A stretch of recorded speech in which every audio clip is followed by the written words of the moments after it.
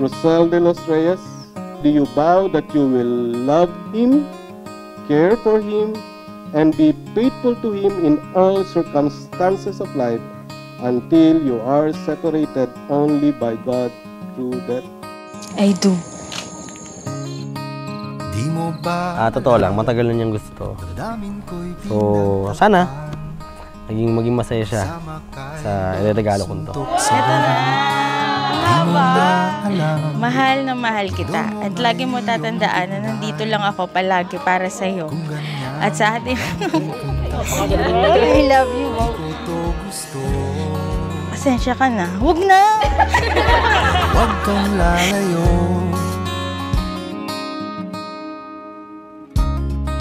Di mo napapansin. Love does not delight in evil, but rejoice with the truth.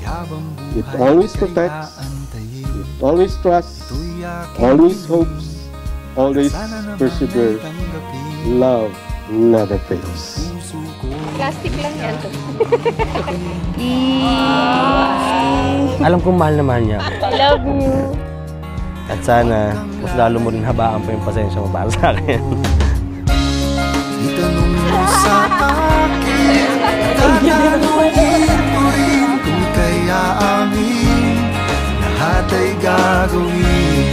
Itanong mo sa akin, at tatanungin ko rin kung kaya amin lahat ay gagawin. Itanong mo sa akin, at tatanungin ko rin kung kaya amin lahat ay gagawin.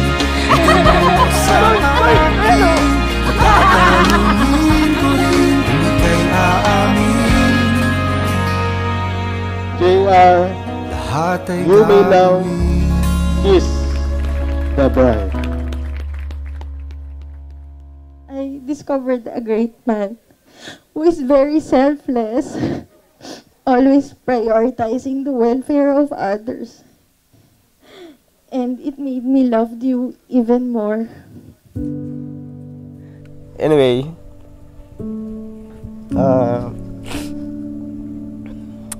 tuntua lang ako, tuntuan. Nangyari, araw na to. Napakarami kong sinakripisyo para lang maibigay sa'yo yung buong pagmamahal.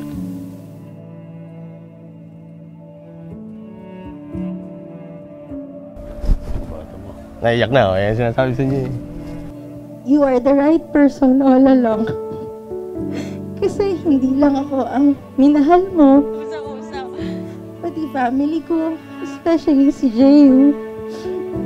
You loved and supported her as if your own. Hindi lang naging isa yung anak nyo, so yung dalawa na kami.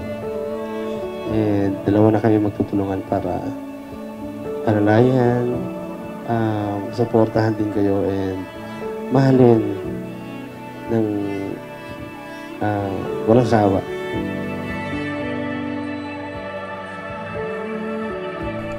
Wala akong ibang mamahalin kundi siya lang. Mamahalin kita hanggang sa huli. Our journey was not an easy one. We fight, we argue, we have a lot of misunderstandings.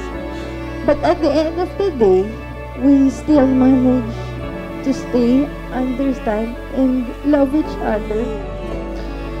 Ito pa lang ang sumuka para madagdagan lalo yung pagmamahal. Hindi ko kayo pababayaan ng anak natin. I love you. I love you. Love you, asawa.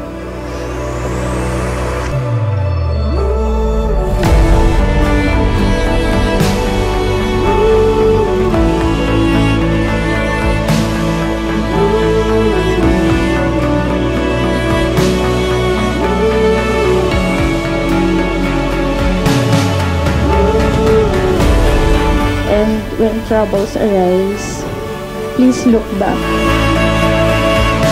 and remind us of this day, how God fulfilled in His promise to us. I will always love you for the rest of my life. I love you.